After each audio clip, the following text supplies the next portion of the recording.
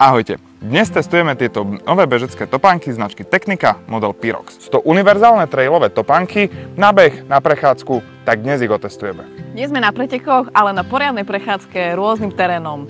Cez kamene, po štrku, alebo aj po tráve. Takže nás čaká výlet s poriadnym testom pohodlia, gripu, ale aj toho, ako sa topánka správa v rôznych terénoch. Tak poďme na to.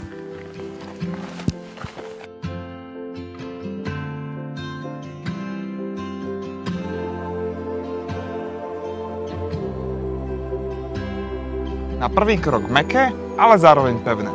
Päta sedí veľmi dobre aj pri šikmom kopci, pri došliapnutí sa päta nešmýka, ale drží pevne. Ja som prekvapená, aké sú ľahké a pevné.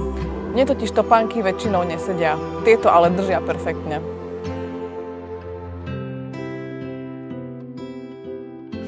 Voľnosť v členku je úplne super. Môžem sa pohybovať do rôznych strán a noha drží perfektne.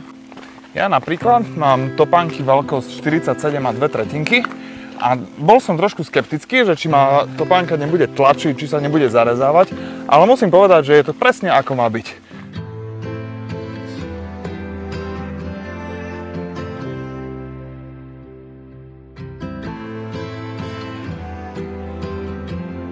Toto je najťažší terén. Kamene, korene a vlhko. Ale podrážka robí svoju robotu. Zatiaľ žiadne pošmyknutie. A mňa prekvapilo, že nie sú tvrdé. Tlmia každý náraz, avšak nestracám kontakt s povrchom. Viem, po čom kráčam.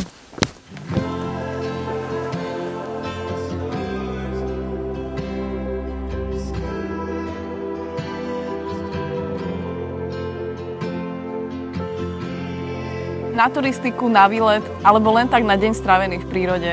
Za mňa veľké áno. A pre mňa, ako chlapa s veľkou nohou, sú to jedny z mála topánok, ktoré mi sadnú hneď ako uliate. Žiadne rozchodenie, len obujem a idem. Ak hľadáte topánky, ktoré zvládnu viac než len jeden typ povrchu, Tecnica Pyrox Hybrid sú tou správnou voľbou. A navyše aj dobre vyzerajú.